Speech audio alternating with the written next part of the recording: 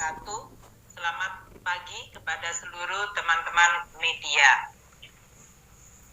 Kami bersama dengan Menpan RB, Pak Azwar Anas, akan menyampaikan mengenai pembayaran tunjangan hari raya bagi aparatur negara dan pensiunan. Bapak dan Ibu sekalian, teman-teman media, hari ini kami akan menyampaikan juga instrumen APBN yang di dalam rangka bulan Ramadan dan mendekati Hari Raya Idul Fitri telah mengalokasikan di dalam APBN anggaran untuk pemberian tunjangan hari raya bagi karyawan aparatur negara, di dalam ini termasuk TNI dan Polri, dan bagi pensiunan. Ini tentu diharapkan dengan pembayaran tunjangan hari raya juga bisa ikut mendorong kegiatan ekonomi masyarakat melalui berbagai kegiatan belanja menjelang atau selama Ramadan dan menjelang Hari Raya Idul Fitri. Tahun ini Bapak Presiden dan kita semuanya dalam kabinet telah membahas dan menetapkan satu, untuk pemberian tunjangan hari raya bagi aparatur negara dan pensiunan dengan tetap menjaga berbagai aspek keseimbangan program dan tentu sesuai dengan kemampuan keuangan negara. Mungkin perlu diingat bahwa pada tahun 2020, pada saat COVID terjadi pada tahun pertama yang melumpuhkan seluruh kegiatan ekonomi dan masyarakat, pada saat itu THR hanya diberikan kepada jajaran ASN, aparatur negara, TNI Polri, di bawah eselon 2 dan juga hanya untuk pensiunan. Dan pada tahun 2020 komponen THR adalah berupa gaji pokok, tunjangan keluarga, dan tunjangan jabatan. Karena pada saat itu memang kondisi keuangan negara di mana penerimaan merosot akibat seluruh kegiatan berhenti, dan juga karena prioritas kita di dalam APBN untuk penanganan pandemi dan menjaga masyarakat, terutama bantuan sosial, maka THR juga dalam hal ini hanya difokuskan kepada para pejabat pelaksana dan pejabat di bawah eselon 2 dalam bentuk gaji pokok, tunjangan keluarga, dan tunjangan jabatan. Seiring dengan pemulihan ekonomi, maka pada tahun 2021, meskipun ancaman COVID masih sangat besar termasuk varian Delta yang terjadi, maka kebijakan THR dan gaji ke-13 pada tahun 2021, yaitu tahun kedua pandemi COVID, diberikan kepada seluruh aparatur negara dan pensiunan. THR yang diberikan dan gaji ke-13 komponennya terdiri dari gaji pokok, tunjangan keluarga, tunjangan melekat, dan tunjangan jabatan. Pada tahun 2022 yang lalu, kita juga melihat pemulihan ekonomi juga semakin membaik dan penanganan COVID semakin terkendali.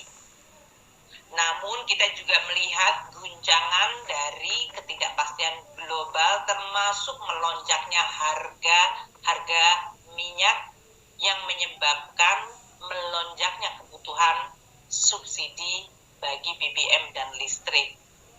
Oleh karena itu, pada tahun lalu, kebijakan THR dan gaji ke-13 disamakan dengan tahun 2021, yaitu diberikan dalam bentuk gaji pokok, tunjangan keluarga, tunjangan melekat, dan tunjangan jabatan. Namun, di tahun 2022,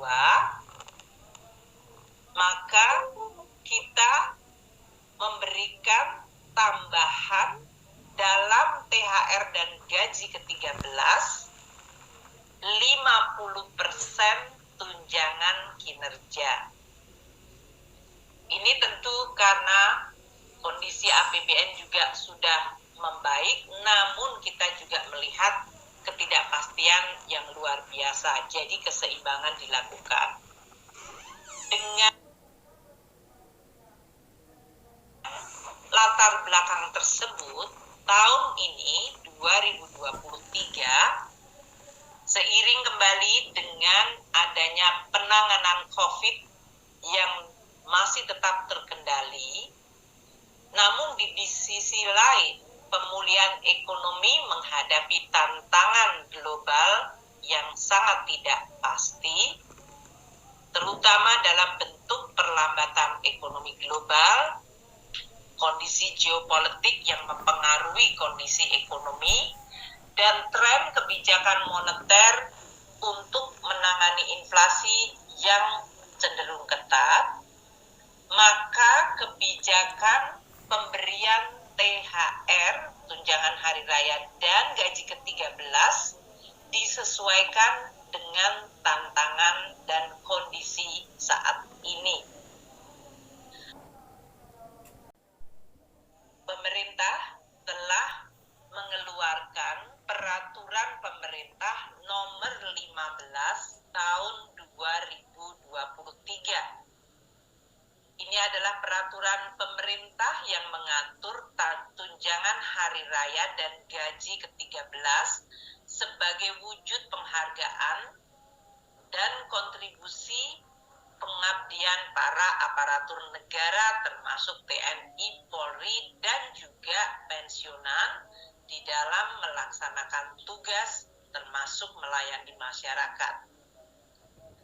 Dengan THR dan gaji ke-13 juga diharapkan dapat terus menjaga momentum pemulihan ekonomi melalui tambahan daya beli masyarakat. Dan ini juga tetap konsisten dengan afirmasi kita, yaitu membantu masyarakat, terutama kelompok yang tidak mampu melalui APBN yang memihak kepada kelompok masyarakat yang kurang mampu dalam bentuk bantuan sosial, termasuk bantuan pangan. Untuk THR ini akan pada tahun 2023 akan terdiri dari pembayaran sebesar gaji pokok atau pensiunan pokok ditambah dengan tunjangan yang melekat pada gaji atau pensiunan pokok, yaitu tunjangan yang melekat terdiri dari tunjangan keluarga, tunjangan pangan, serta tunjangan jabatan struktural, fungsional, atau tunjangan umum lainnya. Dan seperti tahun 2022,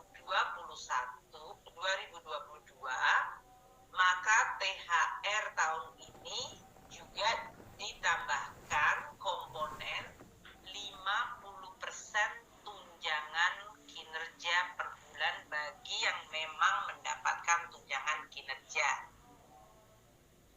THR yang tadi terdiri dari gaji dan pensiunan pokok, tunjangan melekat, dan 50% tunjangan kinerja juga diberikan bagi ASN daerah.